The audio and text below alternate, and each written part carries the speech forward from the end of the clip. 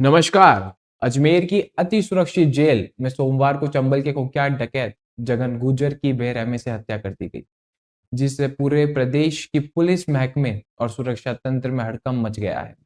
इस खूनी वारदात को उनके साथी जो बैरेट नंबर 5 साझा कर रहे थे,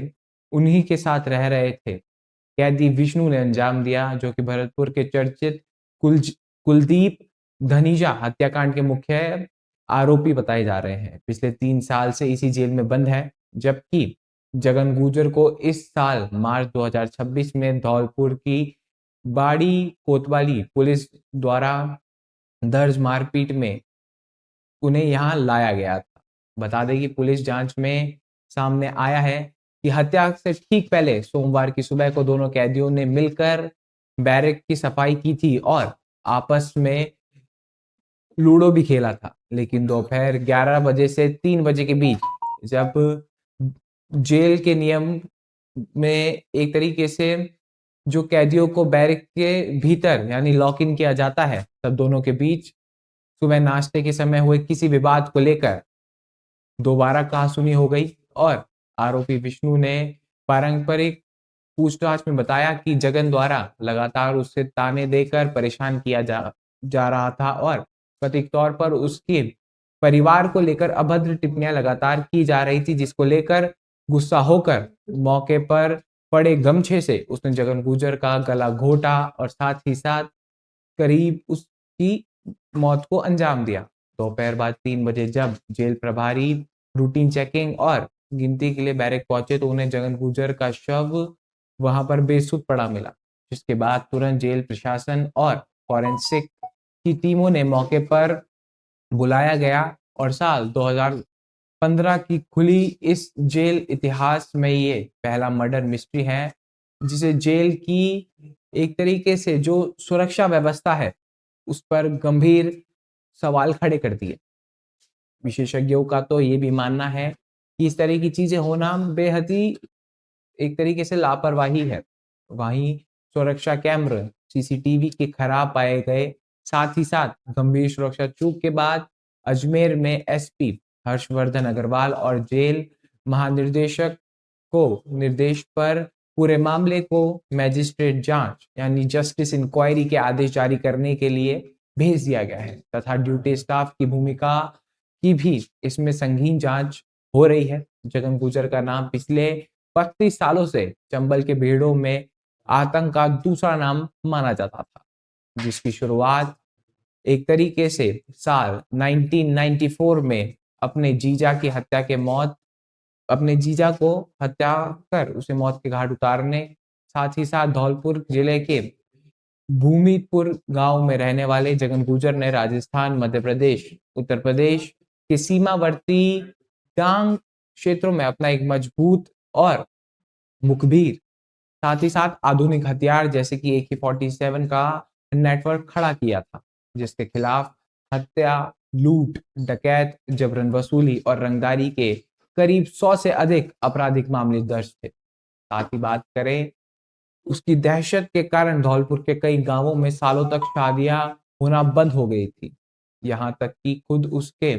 पैतृक गांव में 10 साल तक कोई बारात नहीं आई और उसके डर से हुए पिता को भी उनके मतलब जो जगन गुर्जर है उसके पिता को भी गांव छोड़कर जाना पड़ा। ये पहली बार साल 2008 में जब देशव्यापी सुर्खियों में आए, जब गुर्जर समाज का जो आंदोलन हुआ, उस दौरान राजस्थान के तत्कालीन मुख्यमंत्री वसुंधरा राजे को धौलपुर महल में एक तरीके से डायनामाइट से उड़ाने की धमकी दी। इस दुस्साहस के बाद पुलिस ने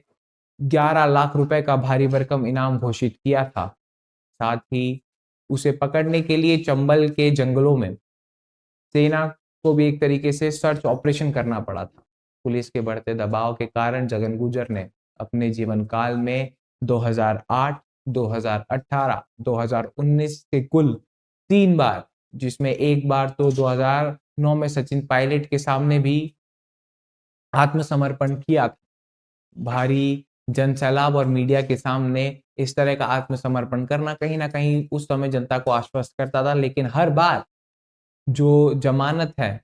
पर बाहर आकर अपने जुल्म की दुनिया में लौट जाया करता था। जगन गुर्जर के निजी जीवन की बात करें तो उसने 3 शादियां की थी, जिसमें से एक पत्नी उसके साथ अपराध की दुनिया में भी सक्रिय थी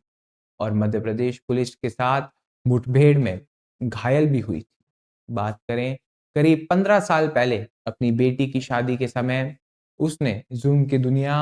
को हमेशा के लिए छोड़ने की कसम भी खाई थी। पर साल 2019 में जब उस पर धौलपुर के गांव के 2 महिलाओं के साथ मारपीट कर उन्हें निर्वस्त्र कर घुमाने का बेहद शर्मनाक आरोप लगा, जिसके बाद 500 पुलिसकर्मियों की टीम ने उसे दबोचा था और साथ ही साथ इसके बाद 2022 में उसने बाड़ी विधानसभा क्षेत्र में तत्कालीन विधायक गिरिराज सिंह मलिंगा को सोशल मीडिया पर एक वीडियो जारी कर जान से मारने की धमकी दे दी थी, जिसके बाद कानून का शिकंजा उस पर कसता चला गया। बिहार में समानांतर सरकार चलाने के साथ साथ जगन गुर्जर की राजनीतिक महत्वाकांक्षाएं भी बहुत बढ़ गई थी। गुर्जर बहुल सीट बैंक पर मजबूत पकड़ के कारण वह स्थानीय चुनावों को प्रभावित करने लगा था। उसकी पत्नी कोमल देवी ने धौलपुर से विधानसभा का चुनाव भी लड़ा था,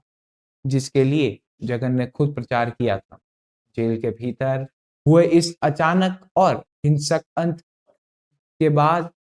चंबल के पारंपरिक डकैत युग और बिहड़ की बागी जो इतिहास है उसका एक और कुख्यात अध्याय हमेशा के लिए बंद हो गया है, क्योंकि अब चंबल में ऐसे बड़े गिरोह का खात्मा हो चुका है। कई हाई प्रोफाइल हत्याकांडों के बाद धौलपुर, करौली और आसपास के क्षेत्रों में किसी भी प्रकार के गैंग वॉर, हिंसा की जो प्रतिक्रिया है या फिर ये कहें कानून व्यवस्था जो बिगड़ने की आशंकाएं को लेकर लगातार आरसीए माफ कीजिए आरएसी और स्थानीय पुलिस बल को हाई अलर्ट पर रखा गया है।